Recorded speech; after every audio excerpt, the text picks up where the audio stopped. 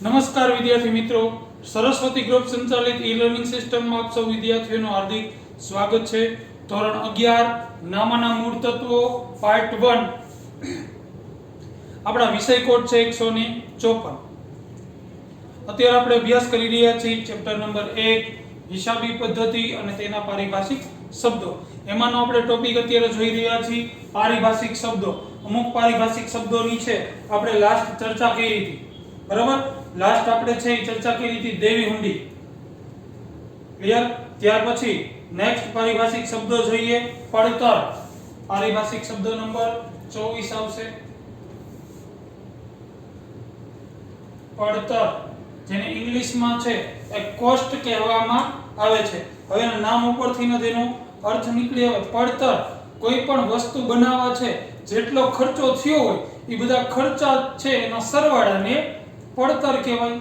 અથવા કોઈ પણ વસ્તુ તૈયાર કરવા અથવા કોઈ પણ સેવા પૂરી પાડવા માટે જે ખર્ચાઓ કરવામાં આવે એ બધા જ ખર્ચાઓનો સરવાળો એટલે પડતર.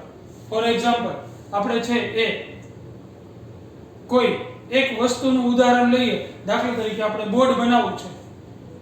બોર્ડ બનાવવું છે તો બોર્ડ બનાવવા માટેનો જેટલો ખર્ચો થાય એનો કાચો માલ ખરીદવાથી માંડી તમે ખરીદીને લઈ આવો, એનું આવક માલ ગાળા ભાડું, એની તૈયાર કરવાની મજૂરી, બરાબર, પ્લસ જે મશીનનો ઉપયોગ થાય એનું લાઇટ બિલ, જે મજૂર છે એ તૈયાર કરે એની મજૂરી, આ બધી જ રકમનો સરવાળો કરો. એ સરવાળો મળે એને પડતર કહેવામાં આવે છે. ક્લિયર? તો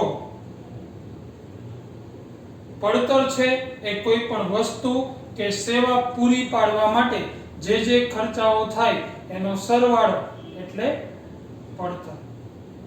રાઈટ? દાખલા તરીકે તમારું ધોરણ છે એ 11 નું સ્ટાર્ટ કરો, ત્યાંથી પૂરું થાય ત્યાં લગી જેટલો ખર્ચો થાય ને તમારો ભણવાનો એ બધા ખર્ચાઓનો સરવાળો એટલે પડતર. ફોર એક્ઝામ્પલ સ્કૂલની ફીસ, ચોપડાનો ખર્ચો, યુનિફોર્મનો ખર્ચો, બરાબર, પેન, પેન્સિલ, સ્ટેશનરી બધો ખર્ચો, એ બધા ખર્ચનો સરવાળો કરો અને જે રકમ મળે એને પડતર કહેવાય. એટલે તમે એમ કહી શકો કે 11મા ધોરણ છે એ પૂરું કરવા માટે આપણને આટલામાં પડ્યું, પડતર કિંમત. રાઈટ? ત્યાર પછી નેક્સ્ટ જોઈએ વાઉચર. 25મો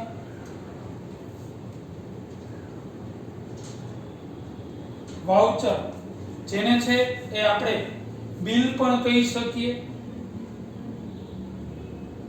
બિલ અથવા ભરતીઓ પણ કહી શકાય. વાઉચર. હવે ધંધાકીય એકમમાં વાઉચર એટલે શું? તો કે વાઉચર એટલે ધંધાકીય વ્યવહારનો લેખિત પુરાવો. વાઉચરને આધારે જે છે કયા પ્રકારનો વ્યવહાર થયો એ નક્કી થાય છે, બરાબર. વાઉચરને આધારે આપણે અગાઉ જોઈ જ ગયા છે. વાઉચર એટલે ધંધાકીય વ્યવહારનો લેખિત પુરાવો. વાઉચરને આધારે છે એકાઉન્ટ લખનાર બિલ હોય એના આધારે નક્કી કરે કે આર્થિક વ્યવહાર છે કે બિનઆર્થિક. એના આધારે નક્કી કરે કે આ ખરીદીનો છે, વેચાણનો છે, ખર્ચનો છે, આવકનો છે. એટલે વાઉચરને આધારે છે ધંધાનો વ્યવહાર નક્કી થાય છે કે કયા પ્રકારનો છે. દાખલા તરીકે રોકડ વ્યવહાર છે, ઉધાર વ્યવહાર છે, ખરીદીનો વ્યવહાર છે, વેચાણનો વ્યવહાર છે, આવકનો વ્યવહાર છે, ખર્ચનો વ્યવહાર છે. કયો વ્યવહાર છે? એકાઉન્ટ લખનાર વાઉચર, બિલ કે ભરતીયું એના આધારે નક્કી કરે છે અને હિસાબી ચોપડામાં એની નોંધ કરે છે. ત્યાર પછી જોઈએ નેક્સ્ટ પારિભાષિક શબ્દ 26મો વટાવ, જેને ઇંગ્લિશમાં ડિસ્કાઉન્ટ કહેવામાં આવે છે. ડિસ્કાઉન્ટ. તો વટાવ એટલે શું? તો કે જ્યારે ધંધામાંથી કોઈ પણ ખરીદી કે વેચાણ કરતી વખતે, ખરીદી કે વેચાણ કરતી વખતે એની કુલ રકમ હોય એમાંથી જેટલી રકમ ઓછી ચૂકવવામાં આવે એ ઓછી રકમને કહેવાય વટાવ. ફોર એક્ઝામ્પલ તમે છે એ કોઈ પણ વસ્તુ ખરીદવા જાઓ છો, બરાબર. તમે છે એ દુકાન ધરાવો છો તો ઉત્પાદક પાસે વસ્તુ ખરીદવા જાઓ છો ત્યારે એમાં વસ્તુની છાપેલી કિંમત છે એ 50 રૂપિયા છે, બરાબર, 50 રૂપિયા છે, પણ તમને 30 માં આપે છે તો આ જે 20 રૂપિયા વચ્ચેનું છે એને વટાવ કહેવાય, બરાબર. વસ્તુની છે ખરીદી કે વેચાણ વખતે છાપેલી કે કુલ કિંમતમાંથી જેટલી કિંમત ઓછી ચૂકવાય એને કહેવાય વટાવ. આ આપવા પાછળનું કારણ શું? તો કે દરેક વ્યક્તિ છે એ છાપેલી કિંમતે છે માલ વેચે તો એને અમુક ટકા નફો મળી રહે. તો આખી ચેનલ છે, ઉત્પાદક હોય એ 50 ની કિંમતની વસ્તુ જથ્થાબંધને 30 માં આપે, બરાબર, એટલે જથ્થાબંધ છે એને 20 રૂપિયા મળી રહે, અથવા આ વસ્તુ છે એ છૂટક વેપારીને 40 રૂપિયામાં આપે. આખી આ ચેનલ છે, ઉત્પાદક છે 50 ની વસ્તુ જથ્થાબંધને 30 માં આપે, જથ્થાબંધ વેપારી છૂટક વેપારીને 40 માં આપે. એની વસ્તુની છાપેલી કિંમત કેટલી છે? તો કે 50. તો જો અહીંયા છે એ આને અમુક ટકા નફો મળશે, આને પણ અમુક ટકા નફો મળશે, અને આ ગ્રાહકને વેચે તો એને અમુક ટકા નફો મળી રહી. એ 50 માં વેચે એટલે આની 10 મળી રહી, આવડા છે 40 માં વેચે તો જથ્થાબંધની 10 મળી રહી, અને આ વ્યક્તિ તો કે એ એટલી કિંમત લે કે એની પડતર કિંમત હોય એમાં પ્લસ એનો નફો કરેલો હોય. એટલે આખી ચેનલ મુજબ ત્રણેયને અમુક ટકા નફો મળી રહે એટલા માટે છે એ છાપેલી કિંમતથી અમુક ટકા ઓછી કિંમત લેવાય, એને આપણી ભાષામાં કહેવાય છે વટાવ. વટાવના બે પ્રકાર છે. એમાંનો પહેલો પ્રકાર એ વેપારી વટાવ, બરાબર, જેને ઇંગ્લિશમાં ટ્રેડ ડિસ્કાઉન્ટ કહેવામાં આવે છે. વેપારી વટાવ, વેપારી દ્વારા ગ્રાહકને વેચાણ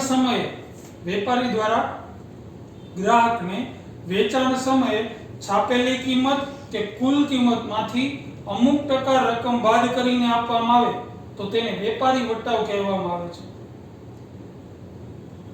બરાબર. વેપારી દ્વારા જ્યારે ગ્રાહકને વસ્તુ વેચે છે ત્યારે જે વસ્તુની છાપેલી કિંમત હોય એના કરતાં અમુક ટકા ઓછી કિંમતે આપે એને, બરાબર. તમે જોયું હશે કે વસ્તુ લેવા ગયા હોય તો એની ઉપર 150 છાપેલા હોય તો એમ કે 20% ડિસ્કાઉન્ટ, 20% બાદ કરીને પછી આપવાની હોય તો એ જે 20% બાદ કરી દે છે એને કહેવાય વેપારી વટાવ.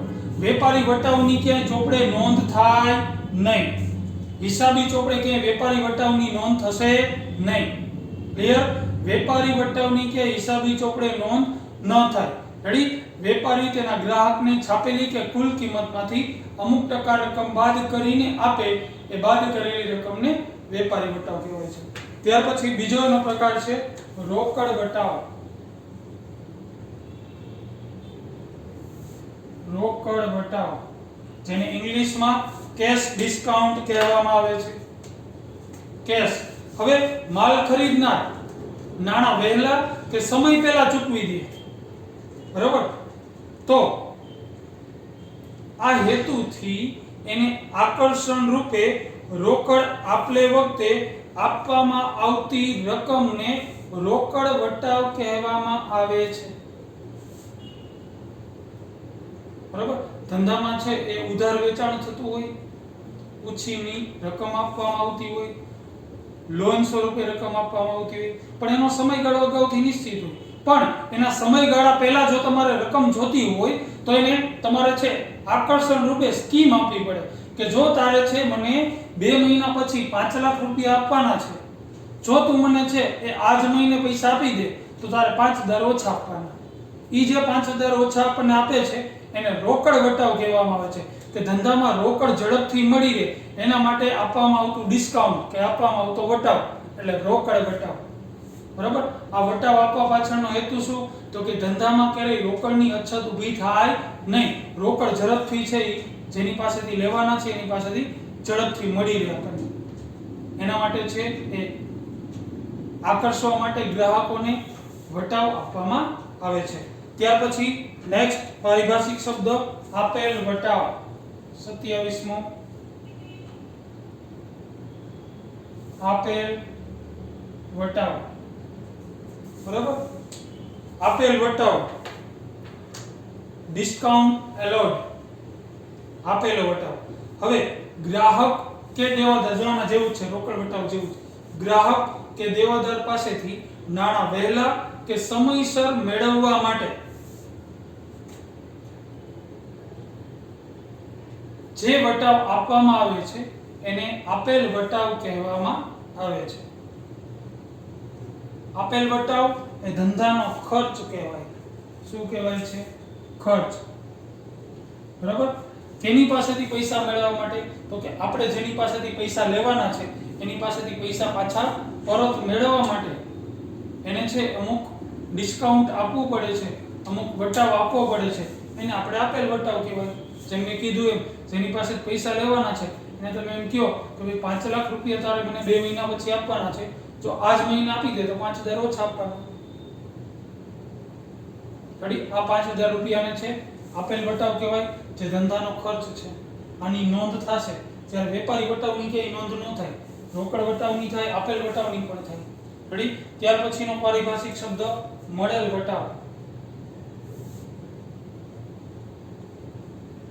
મળેલ વટાવ, બરાબર? આપેલ વટાવથી વિરુદ્ધ.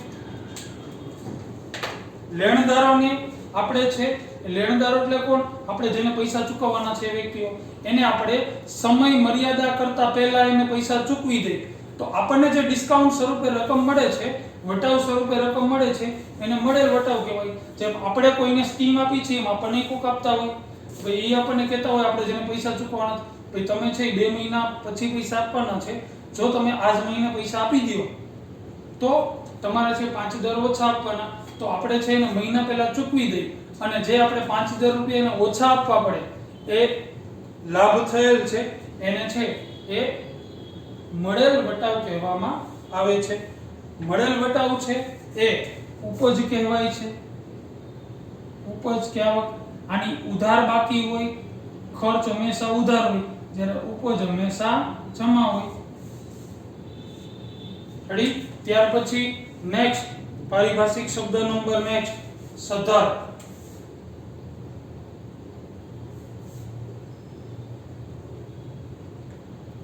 જેને ઇંગ્લિશમાં છે એ સોલ્વેન્ટ તરીકે ઓળખવામાં આવે છે.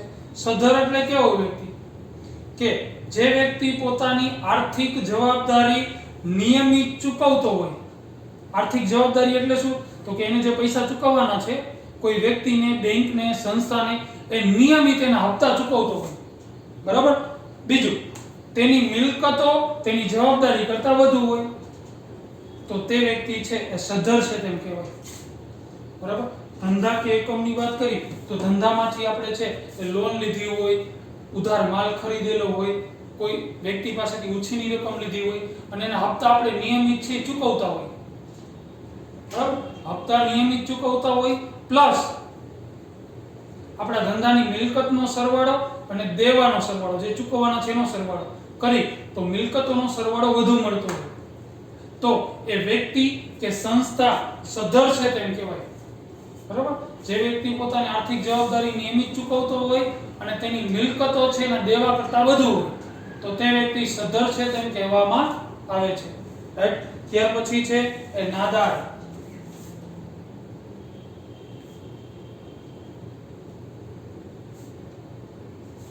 નાદાર, જેને ઇંગ્લિશમાં છે ઇન્સોલ્વેન્ટ તરીકે ઓળખવામાં આવે છે. સોલ્વેન્ટ એટલે સધર, ઇન્સોલ્વેન્ટ એટલે નાદાર. બરાબર? નાદાર કેને કહેવાય? તો કે જે વ્યક્તિ પોતાની આર્થિક જવાબદારી નિયમિત ચૂકવતો ન હોય.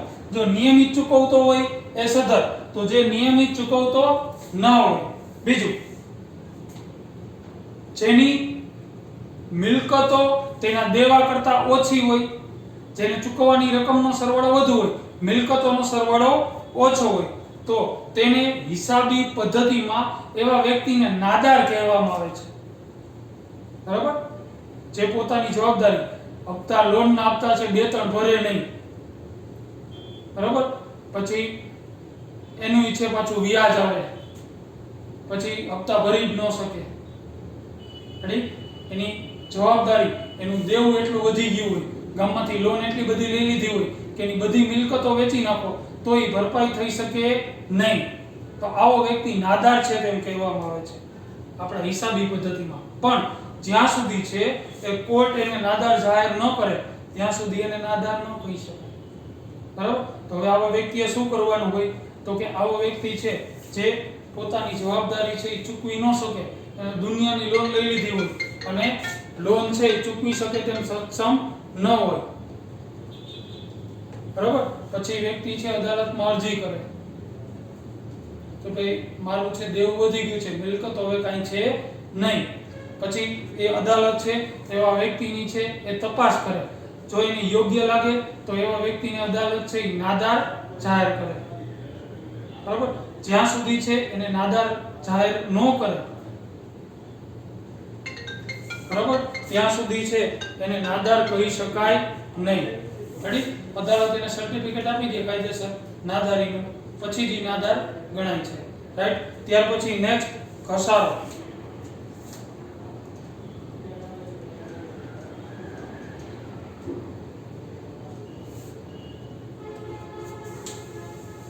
ઘસારો, ડિપ્રિએશન ઇંગ્લિશમાં જેને કહેવાય છે ઘસારો. હવે ઘસારો એટલે શું? ઘસારો કેમાં લાગે? તો કે મિલકતમાં. જે ધંધામાં મિલકત ઉપયોગ થાય છે એમાં ઘસારો લાગે, યંત્રોમાં, ફર્નિચરમાં, મકાનમાં વગેરેમાં. તો મિલકતની કિંમતમાં કોઈ પણ કારણસર, મિલકતની કિંમતમાં કોઈ પણ કારણસર અને ક્રમશઃ, રેગ્યુલર કારણસર, કોઈ પણ કારણસર અને ક્રમશઃ છે એ કાયમી ધોરણે મિલકતની કિંમતમાં ઘટાડો થાય તો જે ઘટાડો થાય એને ઘસારો કહેવાય.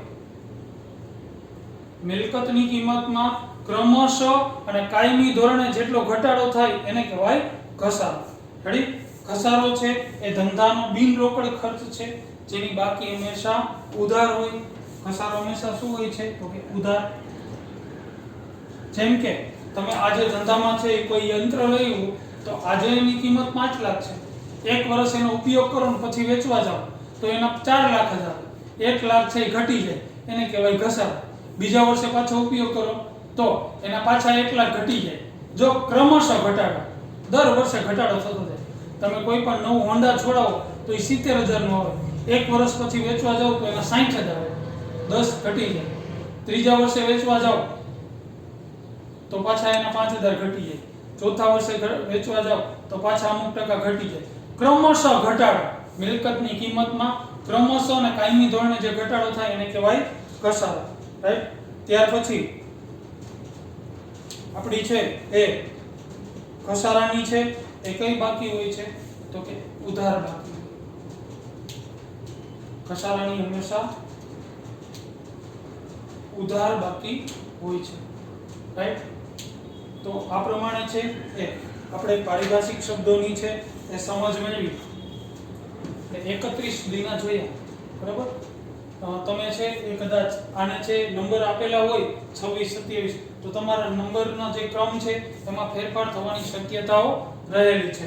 રાઈટ? પણ તમારે છે વ્યવસ્થિત જે તે પારિભાષિક શબ્દો છે એની બાજુમાં ઇંગ્લિશ, એની બાજુમાં તમને સ્લાઇડમાં જે પ્રમાણે છે ડિટેલ આપેલી છે એ તમારે ડિટેલ વ્યવસ્થિત લખી અને આ બધા પારિભાષિક શબ્દો છે એ તમારે લખી લેવાના રહેશે. નેક્સ્ટ લેક્ચરમાં છે એ આપણે હજી 2-4 પારિભાષિક શબ્દો બાકી છે એની ચર્ચા કરીશું, પ્લસ આપણા VSQ જે ટૂંકા પ્રશ્નો તમને આ ચેપ્ટરમાંથી પૂછાઈ શકે એવા છે એ ટૂંકા પ્રશ્નો અને MCQ વિકલ્પો જે આ ચેપ્ટરમાંથી નીકળી શકે એમ છે એની આપણે ચર્ચા કરીશું અને એ આપણે વ્યવસ્થિત સમજી અને ચોપડામાં લખશું નેક્સ્ટ લેક્ચરમાં. એટલે છે આપણું આ ચેપ્ટર છે એ પૂર્ણ થશે. ક્લિયર? તો તમારે છે એ વ્યવસ્થિત આ બધા પારિભાષિક શબ્દો છે એ લખવાના રહેશે અને જેટલા આપણે લખાવ્યા એ વ્યવસ્થિત તમે સમજી જ ગયા છો. પાછા એકવાર વ્યવસ્થિત રીડ કરી લેજો એટલે વ્યવસ્થિત સમજાય છે, કારણ કે વારંવાર છે એનો ઉપયોગ થશે. બરાબર? આપણને ખબર હોવી જોઈએ કે ધંધામાં છે વેપારી વટાવ એવો શબ્દ આવ્યો તો વેપારી વટાવ કેને કહેવાય આપણને ખબર હોવી જોઈએ. વ્યવહારમાં આવે કે 5,000 નો માલ 10% વેપારી વટાવે ખરીદો તો વેપારી વટાવ શું એટલે આપણને ખબર હોવી જોઈએ. રોકડ વટાવ તો રોકડ વટાવ શું આપણને ખબર હોવી જોઈએ. બરોબર? ત્યારે પારિભાષિક શબ્દ આપણે સમજવા ન બેસાય. બરોબર? કે વેપારી વટાવની છે કે ચોપડે નોંધ થાય નહીં આપણને ખબર હોવી જોઈએ. ક્લિયર? તો તમારા વ્યવસ્થિત ચોપડામાં છે એ લખી લેવાનું રહેશે. નેક્સ્ટ લેક્ચરમાં છે એ આપણે આ ચેપ્ટરમાંથી પારિભાષિક શબ્દો, ટૂંકા પ્રશ્નો અને વિકલ્પો વિશે ચર્ચા કરીશું. ઓકે મિત્રો, થેન્ક યુ.